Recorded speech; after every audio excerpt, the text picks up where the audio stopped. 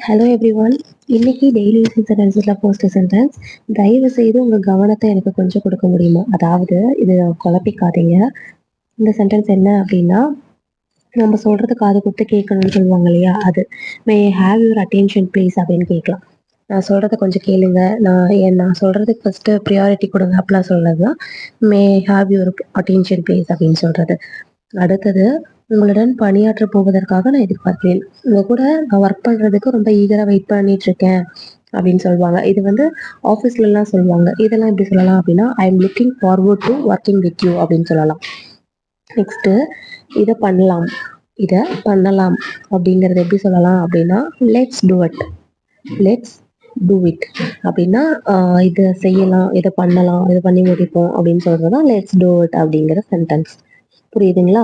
அடுத்த சென்டென்ஸ் பார்க்கலாமா?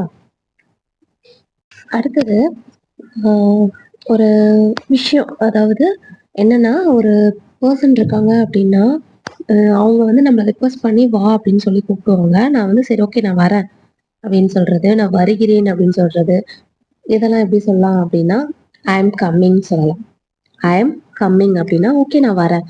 அவங்க ரெக்வஸ்ட் பண்ணி கேட்கும் போது நம்ம போனாதான் அவங்களுக்கு கொடுக்குற ஒரு ரெஸ்பெக்டா இருக்கும். ஸோ அந்த சென்டென்சஸ்லாம் ஐ எம் கம்மிங் அப்படின்னு சொல்லலாம். புரிஞ்சுதுங்களா? அடுத்த சென்டென்ஸ் என்னன்னு பார்த்துக்கலாமா?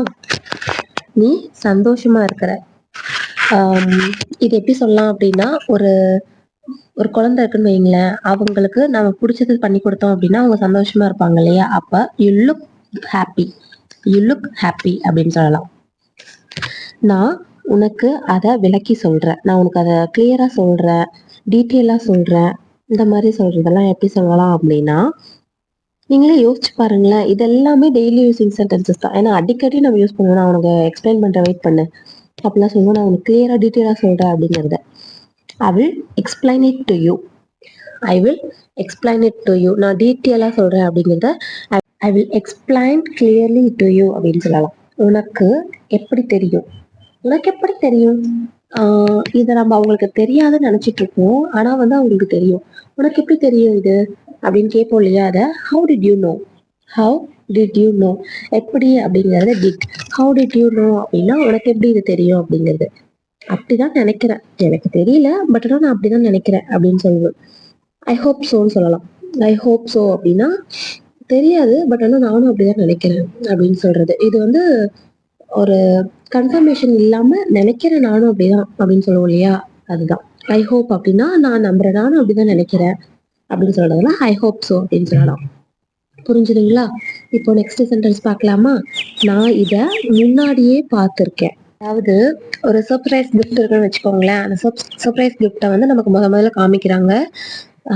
அப்படின்னா நான் பார்த்திருக்கேன், அதை முன்னாடியே பார்த்திருக்கேன், இது ஒரு ஷாப்ல பார்த்திருக்கேன், இல்ல இது நீ வச்சிருந்து நேற்று பார்த்தேன், முன்னாடியே பார்த்துட்டேன் அப்படின்னு சொல்றதெல்லாம் I have seen it before. I have seen it before அப்படின்னா நான் முன்னாடியே பார்த்துட்டேன். ஓகேங்களா? புரிஞ்சுதா? நான் முன்னாடியே பார்த்துட்டேன் அப்படிங்கிறத I have seen it before அப்படின்னா நான் முன்னாடியே பார்த்துட்டேன், எப்பயும் பார்த்துட்டேன் அந்த மாதிரி சொல்றது. எனக்கு தெரிஞ்சு இந்த மாதிரி கிளியரா எக்ஸ்பிளைன் பண்ணியிருக்கிறது உங்களுக்கு ரொம்ப பிடிக்கும்னு நினைக்கிறேன்.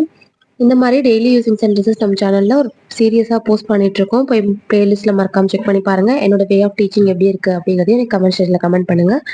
அண்ட் நிறைய பேர் நிறைய கமெண்ட்ஸ் கொடுத்துருக்கீங்க. கண்டிப்பா அப்கமிங் வீடியோஸ்ல நிறைய டிஃப்ரெண்டான வீடியோஸ் வரும். Stay tuned for next video. Tata bye. சேனலை சப்ஸ்கிரைப் பண்ணிக்கோங்க.